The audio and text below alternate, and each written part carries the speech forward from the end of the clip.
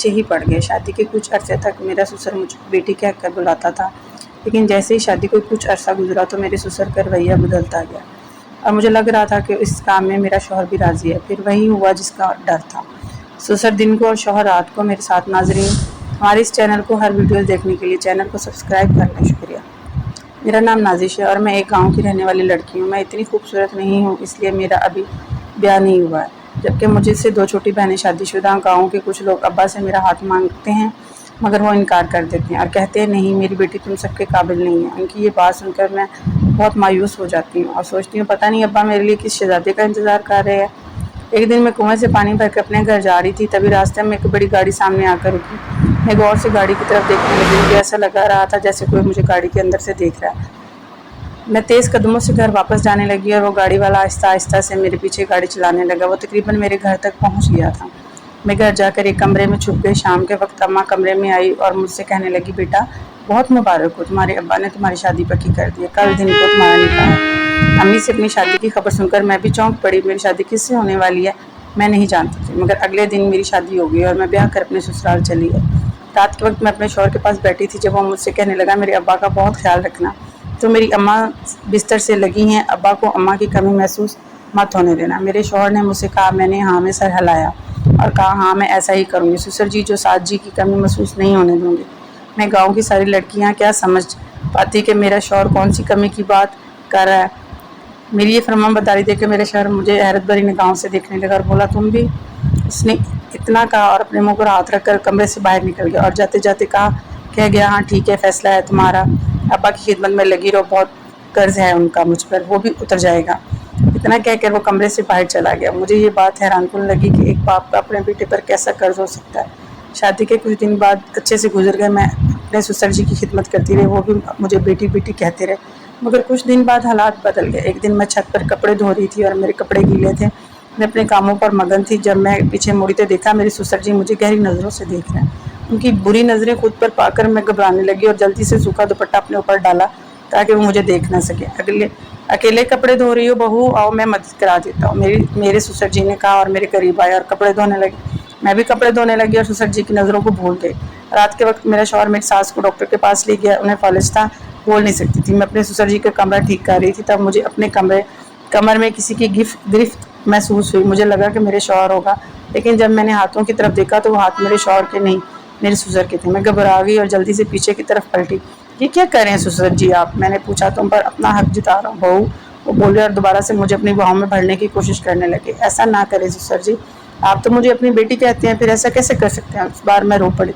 मैंने खुद को तुमसे दूर रखने की बहुत कोशिश की, मगर अब मजीद खुद पर काबू नहीं पा सकता हूँ। ससुर जी ने इतना कहा और अपना हाथ आगे बढ़ाकर मेरा दुपट्टा उतार दिया। मैंने अपने सीना ढांपने की अपने दोनों हाथ अपने सीने पर रख लिए और सदमे से अपने ससुर जी की तरफ देखने लगी। वो मजीद हदें पार करते हुए मेरी इज्जत दागदार करने ही वाले थे कि मेरे शौहर अपनी माँ के साथ कमरे में दाखिल हुआ। उसे देखकर मैं रोते हुए मुस्कुराई और दिल में अल्लाह का शुक्र अदा किया कि मेरे शौहर आ गया, अब मेरी इज्जत ख़राब नहीं होगी। मगर मेरी सारी उम्मीदें और यकीन पर पानी फिर गया।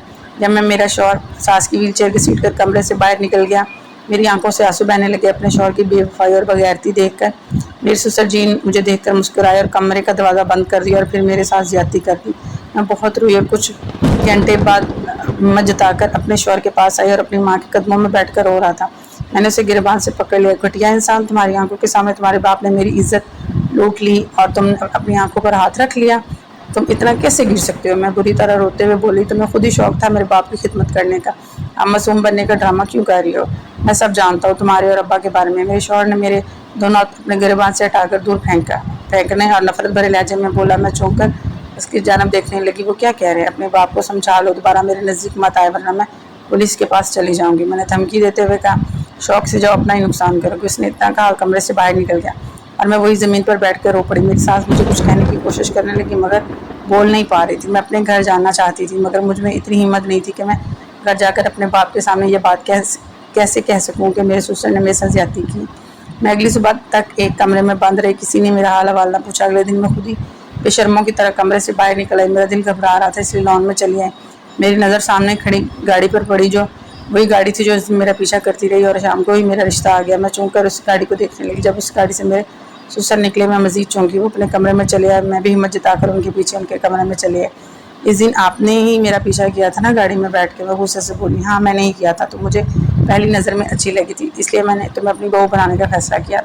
वो दूसरी शादी नहीं कर सकता था, अगर करता तो मैं अपनी बीवी की ज़रूरत से फारग हो जाता।